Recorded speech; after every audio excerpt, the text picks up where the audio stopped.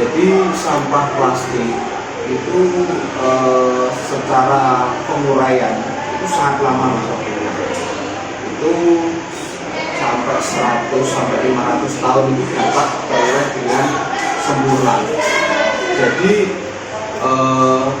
dari lamanya terurai itu paling tidak seharusnya kita harus bisa mengurangi penggunaan sampah plastik. Lalu dampak dan pencemaran sampah plastik itu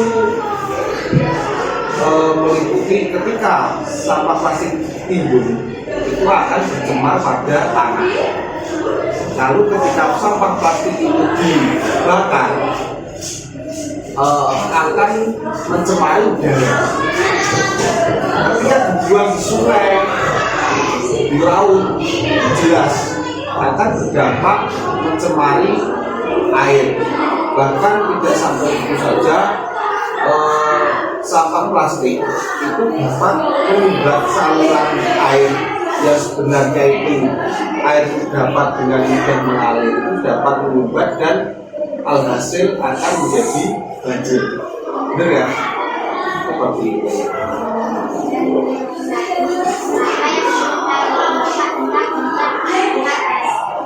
Jadi 4R itu adalah cara untuk mengolah sampah dengan baik. Jadi 4R itu apa saja? Ini dari reduce atau mengurangi, lalu reuse atau memakai kembali, terus recycle daur ulang, dan replace atau mengganti. Kita jelaskan satu persatu aja. Jadi mengurangi atau reduce itu bertujuan untuk mengurangi penumpukan sampah. Jadi sampah itu kalau bisa jangan sampai ditimbun sampai membuat seperti gunung sampah, itu kan jelas itu tidak akan mencemari lingkungan. Lalu menggunakan kembali atau reuse itu sampah dapat diubah menjadi sesuatu yang bernilai guna. Seperti kemarin ketika P5, nah, itu kan kalian dituntut untuk membuat karya yang berasal dari sampah anorganik, benar kan? Nah, itu termasuk 4R. Terus ada lagi mendaur ulang, sampah juga terorganisir menjadi sampah organik dan anorganik. Sampah anorganik termasuk mendaur ulang sendiri. Contoh sederhana yang dapat dilakukan yaitu membuat buku kertas. Kertas itu kan termasuk sampah anorganik. Ketika kalian diajar prakarya, kan ada loh pembuatan karya atau dengan bubur kertas. Orang kan tahu ya. Jadi kertas itu disobek atau digunting kecil-kecil, lalu dimasukkan ke dalam air dan menjadi sebuah bubur kertas dan kemudian dibuat suatu kerajinan. Itu juga salah satu contoh kehidupan. Lalu yang terakhir adalah mengganti barang yang digunakan dengan barang yang lebih ramah lingkungan, jadi kantong plastik dengan plastik.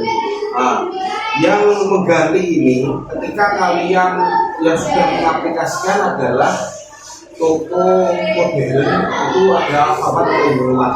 Ini saya tidak promosi, yang jelas di situ kan sudah mengganti dari tas kantong plastik menjadi tas yang berbahan kain. Nah, di situ juga contoh dari seperti itu.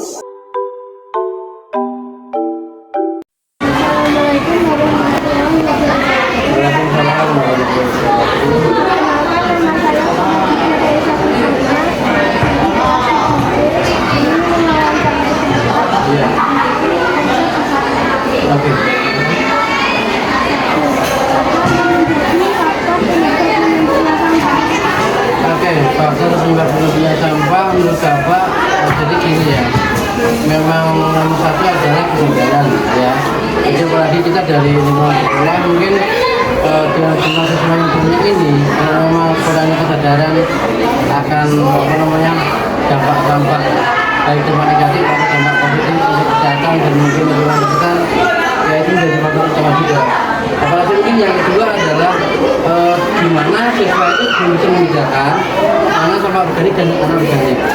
Nanti akhirnya dijadikan satu dan akhirnya menumpuk dengan jumlah komunitas yang luar biasa. Mungkin seperti itu ya.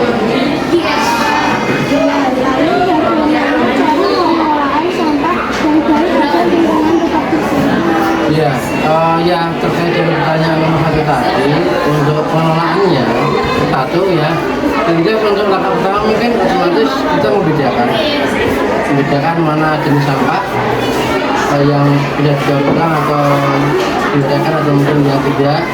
Yang kedua mungkin gini, dengan cara mengedukasi siswa bahwa sampah itu memang menjadi momok ya, jadi apalagi sampah plastik itu seharusnya kita punya kesadaran untuk mungkin membawa wadah dari rumah sendiri atau mungkin bawa botol. Jadi kalau waktu jam istirahat siswa itu jajan, dia bisa mengurangi sampah plastik yang masuk. Mungkin seperti itu ya.